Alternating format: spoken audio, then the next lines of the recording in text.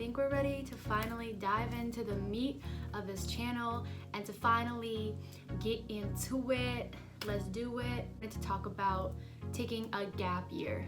For some people, a gap year is the year in between, you know, if they take time off between like high school and college, okay? So they take their gap year when they're 18. For other people, a gap year might be I go to college and then I take some time off before I either go to more grad school or before I try and find work or something. And for a lot of people, gap years or time off, whatever you really want to call this, like for some people it can mean a lot of different things, and that time can be filled doing a lot of different things. Let me check myself, bring it back, because some of y'all might be looking on the other side of this camera being like, speak for yourself, girl. I know exactly what I'm doing and I'm happy with it. Moving on, for those of us who are still trying to figure out, one, this is for like if you're still trying to figure out, should I do this? Should I take time off? Like you're like, I just can't see myself really committing to anything right now straight out of college. It can be really difficult to feel confident and comfortable in the decision that you made to take time off.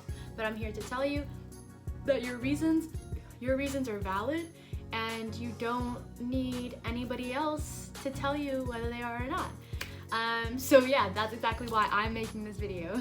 Reason number one, you want to go to grad school, okay? But you just hopped out of college, you know, the best 4 years of your life. Now you're like, I need a little bit of time. Like I was so busy during those 4 years, I have no time to apply to school or to take the, you know, to take the GRE, to take the MCAT or the LSAT, whatever, you know, grad school you're applying to. Like you didn't have that time during college. So girl, boy, man, woman, it's okay to take time off and not go straight into grad school. You don't need to do it. So you have to, you know, you have to bring it back, relax, like a reset. And that's how I think of this year. It's like a refresh, restart button. And that's my favorite way of looking at it. Instead of thinking of it as the end of like my productivity or the end of like all of these things that I was doing in college, I now see it as like, wow, this is like a time for me to kind of like refresh, restart, decide how I want, you know, the next chunk of my life to go. And yeah, I feel really happy about that.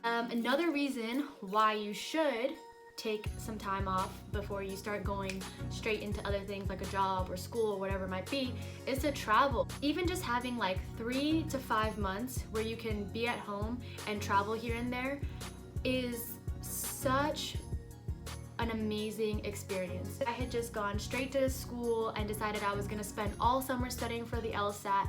I would have missed out on so many opportunities to travel and to see the world, and I have to also take a step back and understand that that's also a privileged position to be in, say that I saved my money to be able to travel, and some people might not have the money. I'm not saying you need to travel internationally. Girl, you can travel to another city. Like just go do something new, put yourself in a new space, in a new environment, and like talk to new people. I was so glad that I never rushed into anything and gave myself the opportunity to see the world a little. Another reason to take time off and not rush into anything, to not rush into school or to rush into a job, is to work, okay? And that's kind of like a twofold situation. Like work to get money, okay, to get this coin, but also to get experience, okay? If you're like in college or if you're just coming out of high school or whatever the situation might be, you really don't realize when you start to apply to jobs how many jobs are gonna say, you could have a bachelor's, you could have come out of school with a 4.0, you could have come out with summa magna cum laude, blah blah blah, your whole resume like tip top pristine, okay? Like you were valedictorian, you didn't go to a party a day in your life, and they will still at the bottom say minimum 3 years of work experience. There will be a lot of applications out there that will have those little fine print that's like, oh, you have all those things? Great. But Have you ever worked a day in your life? That can be really, really frustrating for a lot of people, but just see that as an opportunity to go out and make some money. Hopefully it's a paid situation, like make some money, and then also try something new out before you get to that final job that you've always wanted. In that time off, you might realize like, oh wow, I'm actually so glad that I didn't get into that job right away, because this job kind of allowed me to ease into it, do something a little bit more that I can handle, and then when I'm ready after 2 or 3 years of working and I've saved up some money, I can go in and I can get that job I've always wanted to get. The reason why I think it's important and valuable is to get to know yourself. When you're so consumed, whether that was that you're consumed with all these things in college or in high school, or you've just been kind of on autopilot for a really long period of time, designating like an amount of time, like a gap year, to just get to know yourself, or a gap 3 months, gap 6 months, I don't care how long it takes, but just dedicating that amount of time to get to know yourself, like figuring out like, who am I, what do I really want? Because what I realized after I graduated was I went 22 years of my life, or I guess since I was in kindergarten up till now, so like 17 years of my life, kind of just going through school, and that was like really a part of my identity. I was like, I'm just good at school, I'm good at academics, I'm an academic person, and that is who I am. Like, and then I was like, okay, wait, but like, who am I? Like, who am I really? You're not gonna figure that out overnight, okay? Listen to me, listen, right here. You will not figure that out overnight. There's lots of ways to sit there and ask yourself those questions, and it's kind of up to you and the person and the type of person that you are to figure out what's going to be the best way, because obviously my way isn't going to be the best way for everybody else, but the essence of this is that you should be giving yourself, allow yourself to have the time to be like, what do I want to be? But I know yourself, know your worth. Drake. I should have put that in my get to know me video, y'all. Drake. Anyways, he's my favorite. Okay, goodbye. There's 2 more things and then we're done, and then I'm gonna stop telling you how to live your life, okay? Alright, so this is like a little follow-up from getting to know yourself. Part of getting to know yourself, I think, is learning about like the things that you really like to do that you maybe haven't been allowing yourself to have the time to do, Allow yourself the time to be like, what do I really like to do? This is like a whole nother conversation though that you could really get into, like trying to figure out your hobbies and things you like to do. But I think that this time off can really allow you to express yourself through a hobby, something creative. I feel like for me personally, I did not have any time to express my creativity or my hobby, which is part of why I started this YouTube channel, because I felt like this would really be an awesome way for me to express my creativity. Express yourself. You think you might be. You never really give yourself time to express yourself through a hobby or something that you just like to do a lot, because you don't really give yourself the time to figure out what it is that you like to do. Sometimes our default is to use that free time to just sit, chill, watch Netflix, let our minds go numb, and I get that, and trust me, girl. You see this? I'd be right here like this, and I've got the laptop sit. Let the laptop sit on your stomach, and you just let it, and you just watch your Netflix. I do that all the time. Ultimately, all of these things are wrapped under the umbrella of mental health. And now this just turned into a PSA.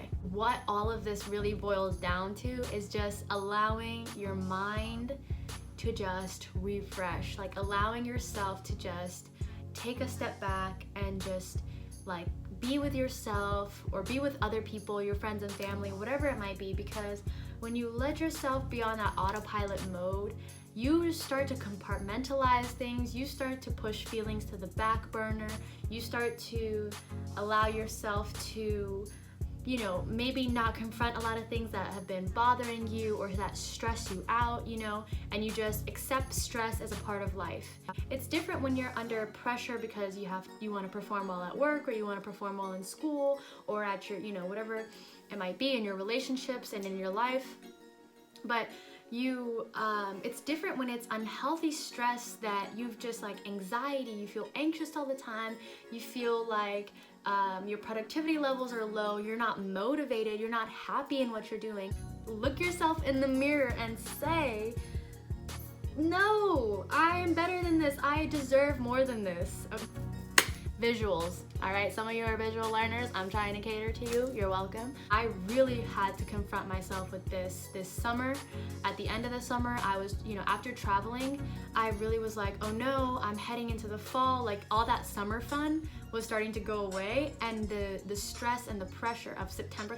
I don't know if some people feel like this. Some people may or may not, but when you've been going to school for the past, almost 20 years, you start to feel like every September is kind of just like, okay, summer's over, fun is done, now it's time to get real work started. And then I was starting to see, like by August, I was like, oh no, like September's coming up and I don't have a job yet. Like I got back from traveling, didn't have a job, I was losing money by the day, and I was like, oh my God, I'm poor. I had to like check myself and say, look, you know exactly why you traveled, for your mental health, and you felt really, really good about it. You will be able to find a job no matter what your qualifications are, no matter how much school you've gone through, no matter who you know in life. Like you cannot just go into something and think that you are too good for a job, okay? If you need work, you need work, and that's just the period. That's the bottom line. Is like, don't ever feel like you're too good to accept a job at a restaurant, but you're too good to accept a job at a coffee shop or at a retail store.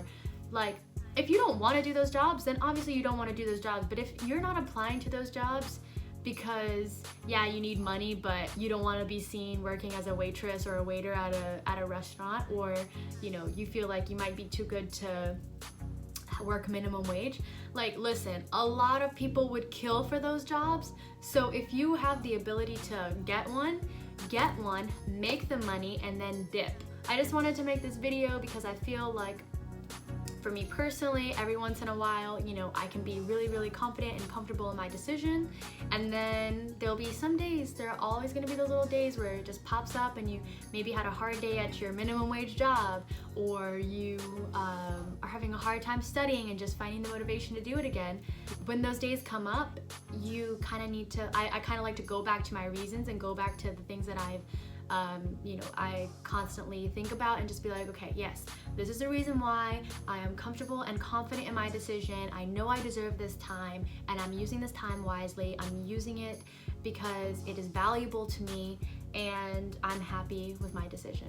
So yeah, taking this life day by day, guys. That's why I call it Daily Bex, because it's not that I'm posting daily, it's that it's just like, this is kind of like an insight to my daily life and my daily thought processes, so that way I can kind of get through this weird time of life. So yeah, stay tuned to more videos.